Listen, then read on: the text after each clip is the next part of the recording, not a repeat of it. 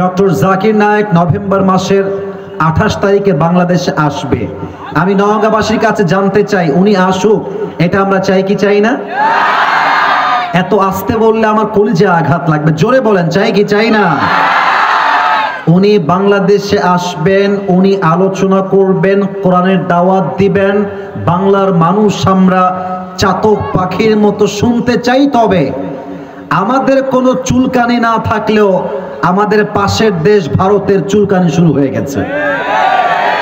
তারা বিবৃতি দিয়েছে ডক্টর জাকির নায়েক বাংলাদেশে আসলে নাকি তাদের হাতে আমাদেরকে হস্তান্তর করতে হবে, কারণ ডক্টর জাকির নায়েক নাকি ভারতের একজন মোস্ট ওয়ান্টেড ক্রিমিনাল, তাদের বক্তব্য অনুযায়ী। আমি আমাদের ইন্টারিম গভর্নমেন্টকে অ্যাড্রেস করে একটা কথা বলতে চাই, ডক্টর জাকির নায়েক আসবে, ভারত যতই চিল্লাক, ভারত যতই কথা বলুক, সাফ সাফ বলবেন এটা আমার মাতৃভূমি, এখানে আমার কথা চলবে, ভারতের কথা চলবে না। দুই নাম্বার কথা, ডক্টর জাকির নায়েককে ফেরত দেওয়া তো দূরের কথা, আরে আমরা চাই ডক্টর জাকির নায়েককে বাংলাদেশের নাগরিকত্ব দিয়ে এই দেশের মাটিতে রাখতে চাই। যুবক ভাইরা ঠিক কিনা বলো? এত সহজে ফিরাই দিব? আমরা আমাদের আল্লামা দেলোয়ার হোসেন সাইদি হুজুরকে হারিয়েছি, আমরা আগামীতে কোন আলেমকে বাংলার মাটির থেকে আর হারাতে চাই না। নওগাঁর ভাইরা ঠিক কিনা বলো? ভারত আমাদেরকে বলছে যদি আমরা তাকে হস্তক্ষেপ না করি, তাকে আমরা হস্তান্তর না করি, তবে নাকি আমাদের সমস্যা হতে পারে। আরে বেটা, যেই বাংলার মুসলমান স্বৈরাচারের সামনে দুই বুককে গুলির সামনে পেতে দিয়েছে, বুকের তাজা রক্ত দিয়ে শহীদ হয়ে গিয়েছে, ওই বাংলার মুসলমান জালেমকে ভয় পায় না, ভারতকে ভয় পাবে কেন বলেন না সবাই? ডক্টর জাকির নায়েককে আমরা বাংলাদেশে ওয়েলকাম জানাই এবং আমরা বিশ্বাস করি বাংলার মাটি 90% বেশি মুসলমান এই দেশে আমরা বসবাস করি। অতএব এই দেশের মাটিতে থেকে কেউ যদি ভারতকে ভয় পেয়ে, ভারতের হুমকিকে ভয় পেয়ে ডক্টর জাকির নায়েককে প্রবেশ করতে না দেয়, এটা বাংলার মুসলমান চুল পরিমাণ বরদাস্ত করতে পারবে না। আমাদের সবার স্পষ্ট কথা, ডক্টর জাকির নায়েক বলে কোনো কথা নয়। বাংলাদেশে কোনো আলেম যদি ওয়াজ মাহফিলে আলোচনা করতে গিয়ে কারো দ্বারা কোনো প্রকার বাধার শিকার হয়, আমি আজকের মাহফিলের কথাই বলতে চাই, কেউ যদি এসে মাইকটাকে এমন করে কেড়ে নেয় আর বলে যে এই ওয়াজ হবে না, সেই ওয়াজ হবে না, আমার নেতার ওয়াজ চাই, তমক ওয়াজ চাই, তার নাম হবে না, ওই কথা বলা যাবে না, ওই বদনাম হবে না, যে বাধা দিবে তার পিঠের চামড়া একটাও থাকবে না আজকের এই মাহফিলে। এটা 5 আগস্টের আগের বাংলাদেশ নয়, এটা 5 আগস্টের পরের বাংলাদেশ। এই বাংলাদেশ ইসলাম দিয়ে চলবে, আগামীর সংসদ হবে ইসলামের সংসদ, আগামীর সংসদ হবে কোরআনের সংসদ, ঠিক কিনা বলেন? আল্লাহ যেন কবুল করে, পড়েন সবাই আমিন। আল্লামা সাইদি মাঝে মাঝে বলতেন, তোমরা যারা আমাদেরকে হক কথা বলার জন্য মৌলবাদী বলে গালি দাও, আমরা কিন্তু মোটেও রাগ করি না, কারণ মৌল আসছে মূল থেকে। দেখা যাক হাঁপানিয়ার ভাইদের গলার আওয়াজ আছে না মরে গেছে, লেটস চেক ইট। আমি একটু চেক করতে চাই, আমরা এসেছি মূল থেকে। কি থেকে? দাঁড়িয়ে থাকা যুবকরা আওয়াজ তোমরা দাও নাই, I can't here your sound, আমাকে আওয়াজ দিতে হবে। আমরা এসেছি মূল থেকে। কি থেকে? এবার আপনারা গ্রামের মানুষ, আমিও গ্রামের ছেলে, বলেন তো গাছের আগায় শক্তি বেশি না গোড়ায়? আর একটু জোরে, আগায় না গোড়ায়? উনি বলতেন তোমরা থাকো গাছের আগায়, আমরা থাকি গাছের গোড়ায়। বাড়াবাড়ি বেশি করতে যেও না, বেশি বাড়াবাড়ি করলে 16 কোটি মানুষ মিলে গাছের গোড়ায় একটা ঝাঁকুনি মারবে, মামুর বাড়ি দিল্লি গিয়ে পড়বা, দিল্লি গিয়ে তারা পড়েছে। অতএব আগামীতে ভারতের দালালি করে এই বাংলার মাটিতে কাউকে টিকতে দেওয়া যাবে না। তুই হাত তুলে বলো ঠিক কিনা। আল্লাহ যেন কবুল করে, পড়েন সবাই আমিন। আপনাদের বউ আছে কার কার একটু হাত তুলেন। বউ আছে, বউ আছে, আচ্ছা হাত নামান। অনেকের বউ আছে আজকের মাহফিলে। এত বউওয়ালা মানুষ আগে কোনো মাহফিলে আমি দেখি নাই। এবার আমার সিঙ্গেলদের পালা, হতভাগাদের পালা, যাদের বউ নাই, সিঙ্গেল নাই, একটু হাত তোলো। ক্যামেরাম্যান জলদি ফোকাস করো। কারো বউ নাই? আমি বিশ্বাস করি না। হাত নামাও, হাত নামাও। আল্লাহ সবাইকে দিনদার নেককার বউ দিয়ে দিক, পড়েন সবাই আমিন। আমার ওয়াজে সেই দিন আমি জয়পুরহাটে বলছিলাম, যার জীবনে বউ নাই তার জীবনে কিছুই নাই। আর শীতকালে আমাদের যুবকদের শীত দূর হবে কম্বল দিয়ে নয়, ল্যাব দিয়ে নয়, একমাত্র বউ দিয়ে শীত দূর হবে।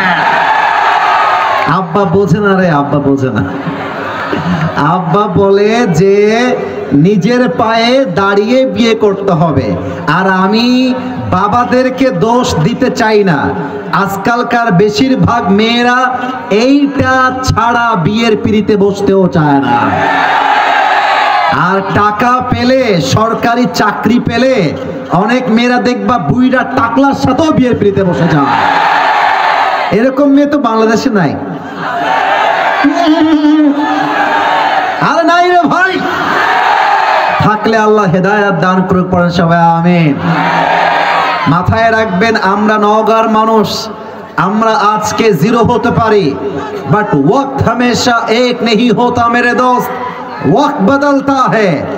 आज जो जीरो है वो कल तो हीरो भी हो सकता है।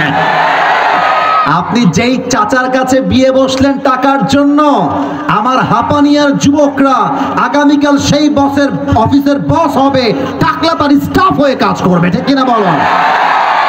ভালো হয়ে যাও মাসুদ, ভালো হয়ে যাও। আল্লাহ আমার প্রিয় বোনদেরকে বোঝার তৌফিক দান করে, পড়েন সবাই আমিন।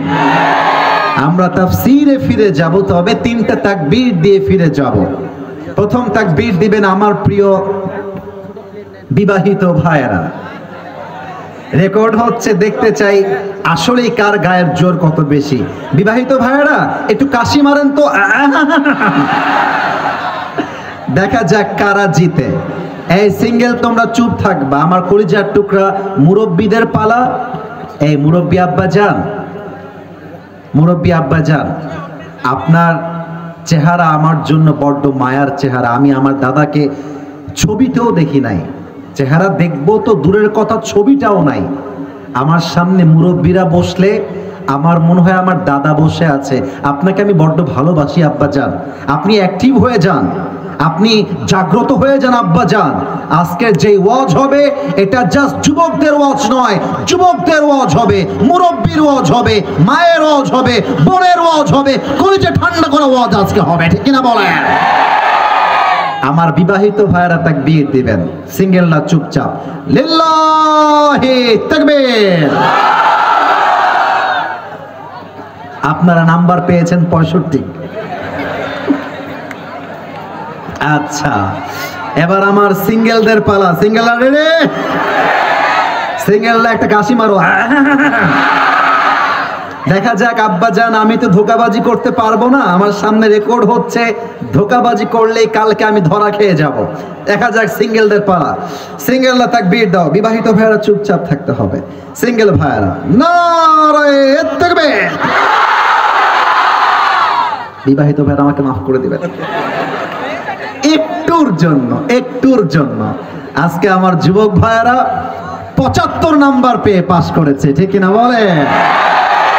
আচ্ছা, আর কোনো ভাগাভাগি নেই হাপানিয়ার ভাইয়েরা। এবার সবাই মিলে তাকবীর দিব, তবে একটা কাশি দিবেন এমন জোরে আমি সহ, সভাপতি সাহেব সহ, আমার ভাইয়েরা সহ কাশির ঠেলায় স্টেজ ভেঙে নিচে পড়ে যাবে।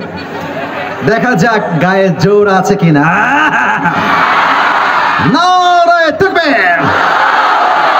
আল কোরআনের আলো, আল হাদিসের আলো,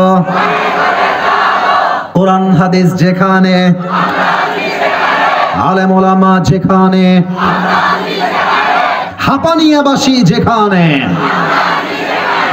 আল্লাহ যেন কবুল করে। পড়েন সবাই আমিন। কেউ যদি তাফসিরের মাঝে উঠে যায় সে বউ পাবে না, আর বউ থাকলে বউটাও পালিয়ে যাবে। কথা ভুল বললাম না ঠিক বললাম বলেন? এটা আমার দাবি, এটা হবে তা না, এটা আমার দাবি করলাম যে আপনারা আজকে এসেছেন, আমি চাই আজকের মাহফিলটা আজকে শেষ হবে তা নয়, বরং নওগাঁর হাপানিয়ার মাহফিলটা আগামীকাল পুরো বাংলাদেশে একটা ঐতিহাসিক মাহফিল হয়ে থেকে যাবে, ঠিক কিনা বলেন? আমি আমার ভূমিকার কথা আর লম্বা করতে চাই না, আমি আমার তাফসিরে কাম ব্যাক করতে চাই। আজকে আমরা যেই সূরার থেকে তাফসির শুনবো সূরাটার নাম সূরাতুল বাকারা। দেখা যাক নওগাঁর ভাইদের সাউন্ড কি আগের মতো আছে না নাই। সূরাতুল ভেরি অ্যামেজিং ভাইব, মাশাআল্লাহ। আরেকবার সূরাতুল, সূরা বাকারার সর্বশেষ আয়াত তথা কত নাম্বার আয়াত কে বলতে পারে দেখি তো? 286, রাইট আনসার। আরেকবার 286 বলেন সবাই। 200, এটা কি প্রথম আয়াত না শেষ আয়াত? আমি জাস্ট তেলাওয়াত করব, তারপরে ইনশাআল্লাহ তরজমার সাথে তাফসীর শুরু হবে।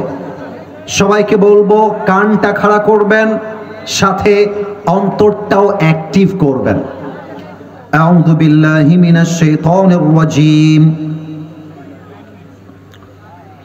লা ইউকাল্লিফুল্লাহু নাফসান ইল্লা উসআহা। আল্লাহ তাআলা বলছেন,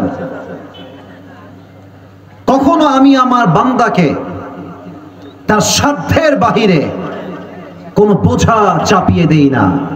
আমার বান্দা যেই কষ্টে এখন আছে, তার কষ্ট দেওয়ার আগে তাকে আমি এই পরিমাণ শক্তি দিয়েছি, সে সেই কষ্টকে যে কোনো মুহূর্তে যে কোনোভাবেই সহ্য করতে পারবে, সেই ক্ষমতা আমি আল্লাহ আগেই দিয়েছি। সুবহানাল্লাহ পড়বেন না আপনারা সবাই? Allah subhanahu wa ta'ala doesn't test anybody beyond their strength. আল্লাহ কাউকে তার ক্ষমতার বাহিরে পরীক্ষা নেয় না। আচ্ছা আমার দিকে তাকান তো সবাই। প্রিয় ভাইরা, আমি আসিফ হুজুর মনে করেন 5 কোটি টাকার মালিক, আমি কিন্তু আসলে না, মজা করে বলছি এক্সাম্পল হিসেবে। কয় কোটি? আরেকটু জোরে, কয় কোটি? আল্লাহ রাব্বুল আলামিন বলছেন যার কাছে আছে 5 কোটি তার পরীক্ষা হবে 5 কোটি লেভেলের, যার আছে 1000 তার পরীক্ষা হবে ওই লেভেলের, যার যেই লেভেল তাকে সেই অনুযায়ী পরীক্ষা করবে একজন। বলেন সবাই তিনি কে? আল্লামা ইকবাল পাকিস্তানের একজন ফেমাস কবি, শায়ের। তিনি এক অসাধারণ 8 লাইনের একটা উর্দু কবিতা লিখেছেন। আমি জাস্ট সেই কবিতাটা অ্যাড করতে চাই। আমার নওগাঁবাসী, আমার বাংলা কথা কি বোঝা যায় নাকি যায় না? বামে আওয়াজ আসে নাই, যায় নাকি যায় না? আল্লামা ইকবাল লিখেছেন, अल्लाह कभी ऐसा बोझ नहीं डालता जो तुमसे संभाला ना जाए, तुम्हें बस टूटना नहीं है क्योंकि तुम्हारी रब को तुम्हारी ताकत पर पूरा यकीन है। कभी तन्हा लगे तो याद रखना कि रब तुम्हारे करीब है और हर रात के बाद दिन की रोशनी जरूर आती है। बस सबर का दामन थाम के रखो, यही तुम्हारी सबसे बड़ी ताकत है। और याद रखो जो आज टूटा है वो कल तुम्हारे लिए रहमत का वजह जरूर बनेगा। ठीक है ना बोलें?